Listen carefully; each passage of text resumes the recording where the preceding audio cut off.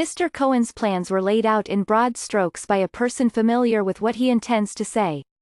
Washington. Michael D. Cohen, President Trump's former personal lawyer and fixer, is planning on portraying his one-time client in starkly negative terms when he testifies Wednesday before a House committee, and on describing what he says was Mr. Trump's use of racist language, lies about his wealth and possible criminal conduct.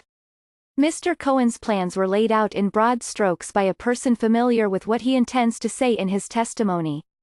And they indicate that Mr. Cohen will use documents and his personal experiences to support his statements. In a statement on Tuesday morning, Sarah Huckabee Sanders, the White House press secretary, denounced Mr. Cohen. Disgraced felon Michael Cohen is going to prison for lying to Congress and making other false statements, she said.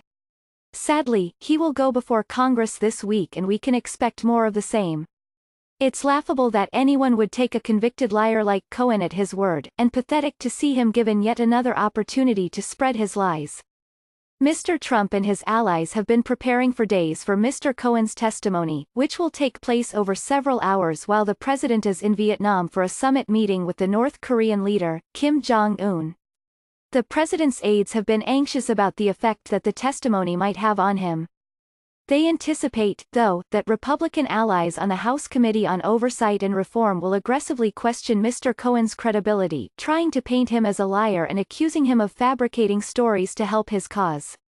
Lanny J. Davis, a lawyer and advisor to Mr. Cohen, declined to discuss details of Mr. Cohen's testimony, saying only that Mr. Cohen worked very hard on this moment to not only tell the truth, but to back it up with documents. Mr. Davis said Mr. Cohen's response to questions about his truthfulness will be, "I take full responsibility, I lied in the past, now you have to decide if I'm telling the truth."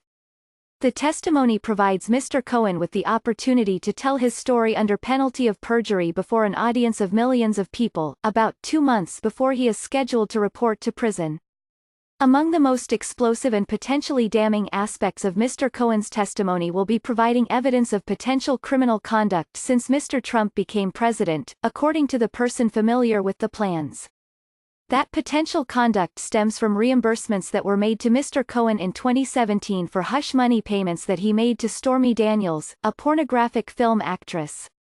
In October 2016, during the height of the presidential campaign, Mr. Cohen paid Ms. Daniels $130,000 to keep quiet about her claims of a previous affair with Mr. Trump. Mr. Cohen will describe in what was called granular detail the plan to pay Ms. Daniels, which he will say was initiated by Mr. Trump, the person familiar with the testimony plans said. Mr. Cohen has pleaded guilty to a federal campaign finance-related charge in connection with that payment. Prosecutors have implicated Mr. Trump, identifying him as Individual 1, in connection with that charge in documents filed in the case. He will also discuss how long Mr. Trump continued to ask about plans for a Trump Tower project in Moscow after the Iowa caucuses had taken place in February 2016. Mr. Cohen pleaded guilty last November to lying to Congress in testimony in 2017 about the duration of time over which the Moscow project discussions took place.